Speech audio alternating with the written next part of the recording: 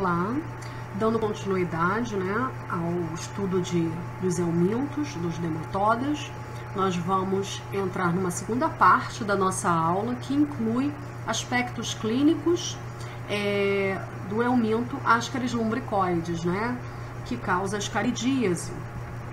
Bem, a patogenia e o quadro clínico deste euminto estão muito associadas tanto à fase larvária quanto ao verme adulto.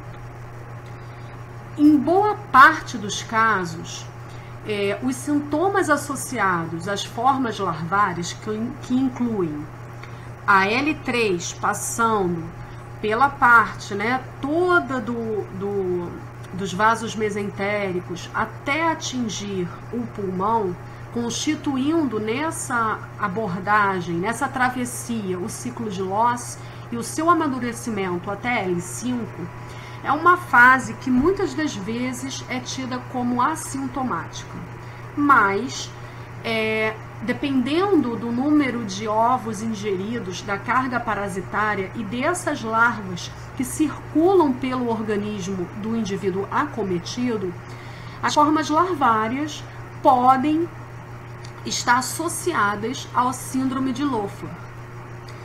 Essa síndrome, ela não é exclusiva de Ascaris, né? Outros eumintos também ocasionam essa reação, né, inflamatória nos pulmões, e o que se observa é um quadro, né, pulmonar, né, de uma pneumonia causada pela presença das larvas uma pneumonite, melhor dizendo, né, pela presença dessas larvas no pulmão, com aumento, né, de eosinófilos, e se você fizer um hemograma vai dar um aumento de eosinófilos, pode dar um aumento de anticorpos anti-IgE, você pode ter um quadro de asmas, reações urticariformes, que é muito comum quando o indivíduo está com algum tipo de verminose, febre, tosse, dispneia, dor torácica, roncos, sibilos,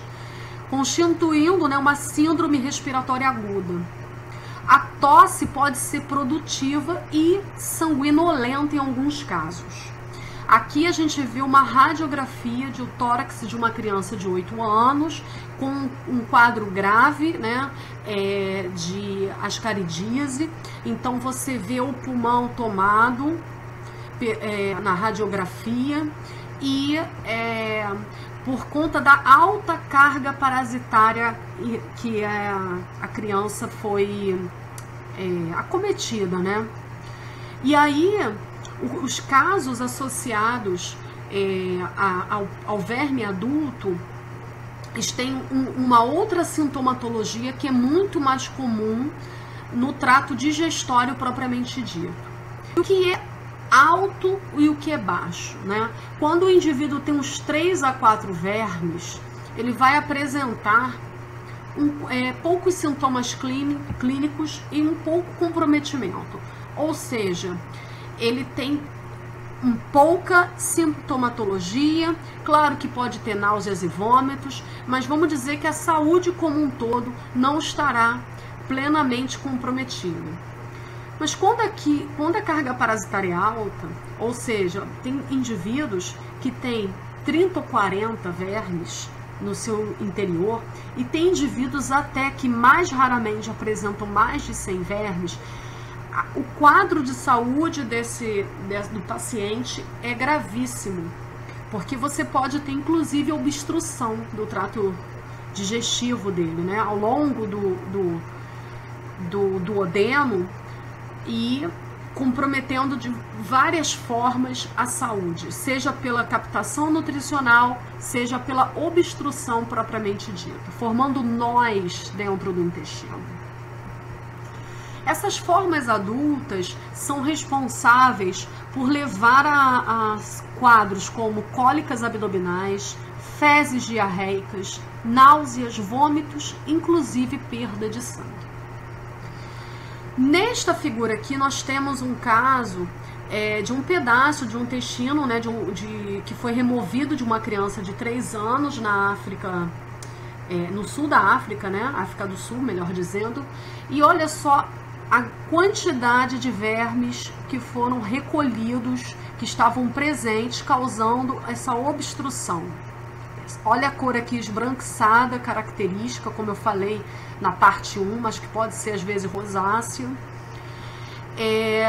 E a presença dos vermes, dependendo do quadro, da quantidade, ela está associada à fome oculta, ao emagrecimento, porque você tem que manter os vermes adultos e conforme ocorre, né, a reprodução e a ovoposição dos ovos, você está consumindo proteínas, lipídios, açúcares, muitas vitaminas, em especial A, B e C, né, que pode levar a uma queda de vitaminas no indivíduo, porque você precisa manter esses parasitos, esses aumentos no seu trato digestivo.